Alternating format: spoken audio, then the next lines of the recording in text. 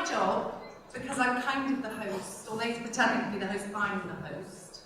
I'd like to make that very clear. My job is to make sure that all the other speakers look fabulous. And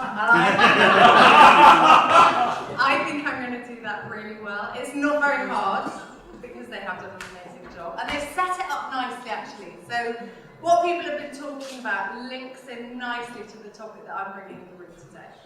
People ask me all the time, what do you do? Mostly people inside the company, obviously, because they have absolutely no idea. And my job is really to build a team of consultants who can do an amazing job for our clients. And that's really, really hard. Because what do you look for? I've asked a lot of people this, and they say, well, you can always tell a management consultant, brilliant management consultants, they wear pinstripe suits, really expensive watches. So I tried that for a while, that didn't work. Then they said, well, you need lots of analytical skills. Analytical skills are really important. But actually, analysis can only go so far. And then people talked about gut instinct. Gut instinct and knowing the right thing to do is the most important skill that a consultant can possess. I have a kind of hypothesis that all of these things are true. So that's what I'm going to talk about today, is what makes a great consultant. And it links to the theme because what we do is about making connections. What we do is we go into organisations and we help people either make connections that they haven't made yet, or to validate the assumptions that they think might be connections, and either say, yes, that's true, or no, that's not true. And that, I know you feel really sorry for me, given that my business coach has stood up here and said that his job is to make millionaires happy. I'd really like him to first make me a millionaire, and then make me happy. So, complete loss of train of thought, Bob. I'm just there thinking about being a millionaire. Is this when I have to heckle you? This is when you have to heckle me, yeah. So my job then is to find the right team to make that reality. So what do we actually do? We make connections between all sorts of things. We go into an organisation, and our job is quite hard, because we go into an organisation blind. We don't know the companies that we work with. And we have to make connections between what we can find out and what our customers can tell us, and the experiences that we've got and the things that we know, either in the world, or in outsourcing, or in other companies that we've worked with. And to do that, we kind of create these models in our heads. It's true, that's how we think. So when you see a consultant presenting their Boston matrix at the end of an assignment, it's a 2x2 grid. But to create that, we think on a lot of axes. So to create a model of a situation, we're trying to understand a problem we know nothing about in an organisation we know nothing about. This is a point in an infinite universe of possibilities. And we need to identify two things. One, where are we starting? And two, where do we need to get to? Sounds really simple, right? So we go in and we say to our customers, what outcome would you like to deliver from this project? And they say, well, our number one driver is that we would like to reduce cost. They say, fantastic, that's great. So what are you spending at the moment? And they go, well, depends how you look at it. So we need to create a model using analysis to say where their starting point is and where they want to get to. They might say, what we're looking to do is reduce headcount. We say, right, so where are you starting from and where do you need to get to? Now, if you think about all of these different variables, you end up, it's like string theory. It's so bloody complicated. We need to create a model that's got multiple axes and identify the exact starting point. And then even more complicated, say to them, well, where do you need to get to? What's the set of positive outcomes you need to deliver? Now, our guys are in there and they're thinking, right, what does this relate to in my world? And they're having to make some assumptions about that. So if I go into a water company, for example, and they say, well, we're looking to improve customer satisfaction. Who do they compare themselves against? It might be Anglian Water. Anglian Water, best water company in the country, fantastic.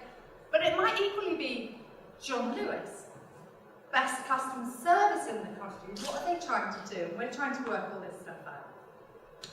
So what are the skills that we need? What are the skills that I need to be looking for when I'm out in the market talking to people, doing interviews? Is it about analysis? Or is it about this? Is it about gut? Because if you look at the guys in this room who work with us, some of them have got great analytics skills. They come from a computing background or an engineering background. Other guys in the room have much more intuitive gut instincts about what's the right thing. So what's right? What's the right set of skills and what's the wrong set of skills? That's really hard too. Because if you go on analysis and data, you can get things really, really wrong. Right? So there's a company called Amgen, they're a biotech company. Last year, they tried to reproduce the results of 53 of the groundbreaking cancer research breakthroughs. These are the things that are believed to have led to a number of the cures for cancer. They managed to repeat the findings of six of those breakthroughs. These are clever people, right? They're much cleverer than me. I don't know about you guys, but they're much, much cleverer than me. And Bayer, another really famous company, a drugs company, they did 67 of the breakthrough research projects into cancer. Again, same thing. 25% they managed to reproduce. That's a huge, huge failure rate. So is it about analysis? Equally, you get gut instinct. That can be wrong too. Anyone heard of Nick Leeson? Took quite a famous bet on what's going to happen between Singapore and Tokyo. He got that really, really wrong. It took a whole bank down. So analysis isn't the right thing, but it can lead to interesting breakthroughs. Gut instinct also not necessarily the right thing. Gut instinct can give you some brilliant results though. Look at Alexander Fleming. He saw his little petri dish that he'd forgotten to put in the fridge, and he saw the mould and he thought, ooh, the bacteria around that's dying, there's something in this. And he invented penicillin. Fantastic breakthrough. So you also get situations where someone does some gut instinct work and gets something really right. There's a guy called McBride. He was the guy in 1961 who said thalidomide. I think thalidomide leads to birth defects. I've got kind of a hunch. He broadcast this. Everybody absolutely decried what he was doing. Then they did the research and found out it was right. So McBride was pretty confident. I'm a pretty brilliant scientist, right? I use analysis. I use my gut instinct when I work these things out. 20 years later, he did the same thing for another drug. It was called Debentox. I don't know if you've heard of that. He said this definitely leads to birth defects. Again, acting on gut instinct, validated it through research, turned out to be completely untrue. So, is it gut instinct? Is it research? My feeling when I'm going out and I'm talking to the amazing team that I'm building around me is that it's actually a combination of both.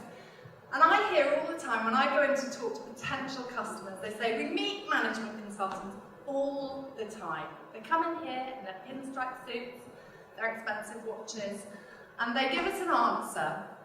So they go into a little bit of research and then they borrow our watch, they tell us the time, and they keep the watch. Well, do you know what? Breakthrough moment here. That's actually true. We don't know any more than our customers know. Our skill is about what Sue's talking about. Our skill is in getting into an organisation and tapping into the knowledge that's already there. It's not rocket science, apart from maybe Martin. He is rocket science, and Andrew, he's rocket science too, and Nick, he's rocket science too.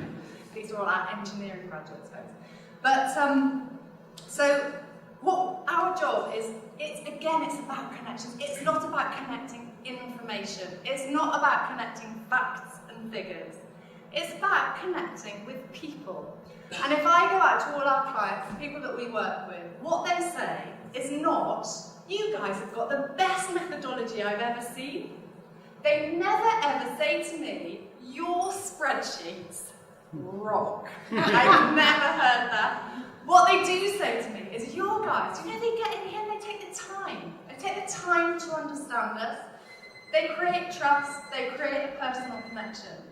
So that's what we look for. That's what I'm looking for in the consultants that I'm speaking to in the market.